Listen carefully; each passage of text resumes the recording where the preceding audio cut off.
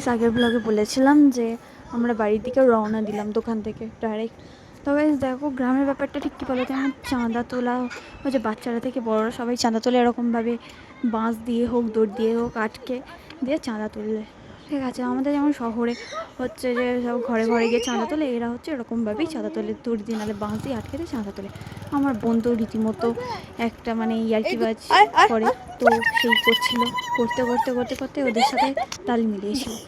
তারপর আমি আর বোন মিলে একটুখানি কুকুরটাকে খুব আদর করলাম, আমাদের বাচ্চা কুকুর তো খুব ভালো, তো ওই জন্য আদর করছিলাম, ভালো লাগলো।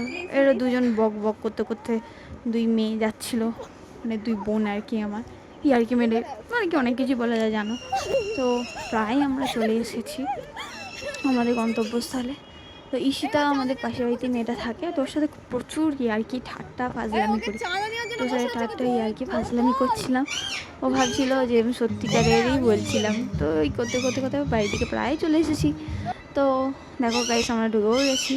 ও গাইস আমাদের ব্যাপার গাইস হচ্ছে যে আমাদের ব্যাপারটা হচ্ছে আমরা যে ঢুকতে গেলাম ঘরের দিকে যাচ্ছে, দেখলাম দিদা বসে আছে, একটা পিসি বসে আছে ওখানে, ঠিক আছে, মানে দিদা আর কি, মাসি দিদা তো বসে আছে। তো গাইস আমাদের ডেস্টিনেশন ছিল হচ্ছে যে নাচ প্র্যাকটিস করা, ডান্স প্র্যাকটিস করা। তো গাইস দেখো খুব সুন্দর সাজিয়েছি, রাত্রিবেলা তোমাদের আমি ভিডিওটার জন্য দেখালাম বিশেষ করে আরও। তো সাজানো হয়ে গেল, রাত্রিবেলা বোনও এসেছিলো, ঠিক আছে, তো পড়া ছিল সেই জন্য আমাদের সাথে আসতে পারিনি, পরে মায়ের সাথে বাবার সাথে এসছে।